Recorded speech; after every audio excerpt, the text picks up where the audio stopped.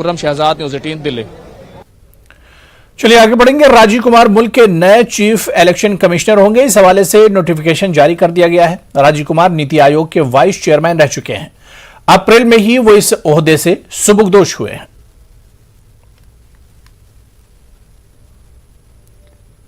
महंगाई और बेरोजगारी के खिलाफ कांग्रेस ने भोपाल में एहतजाज किया। पुलिस ने एहतजाजियों पर ताकत का इस्तेमाल किया। पुलिस ने एहतजाजियों पर वाटर कैनन का भी इस्तेमाल किया। कांग्रेसी किसानों के मसाइल और लॉ एंड ऑर्डर की नाकिस सूरत हाल को लेकर एहतजाज कर रहे थे। देखिए, ये सरकार की पूर्णतः गुंडागर्दी है।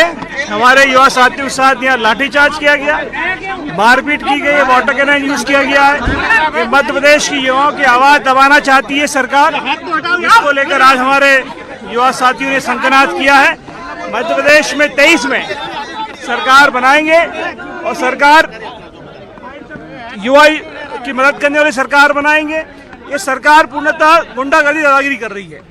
मध्य प्रदेश के अंदर युवाओं के रोजगार को बेचने वाले, व्यापम करने वाले, आदिवासियों पे अत्याचार, किसान के फसलों के दाम नहीं देने वाले जो किसान विरोधी, नौजवान विरोधी सरकार है, इसके खिलाफ संकनाद किया है। पूरा स्पष्ट है, या तो इस प्रदेश के नौजवानों को रोजगार दो, किसान को फसलों के दाम दो, नहीं तो कि ये खरीदे हुए जनादेश की सरकार के गद्दी छोड़ो। इसके खिलाफ युवाओं का संकनाद है। और जिस बर्बरता के साथ ये व्यवहार करते हैं, हम कोई आतंकवादी नहीं, नौजवानों की आवाज है। ये लाठी, आंसू गैस के गोलों से डरने वाले नहीं, ये राहुल गांधी की सेना। कानपुर में समाजवादी पार्टी के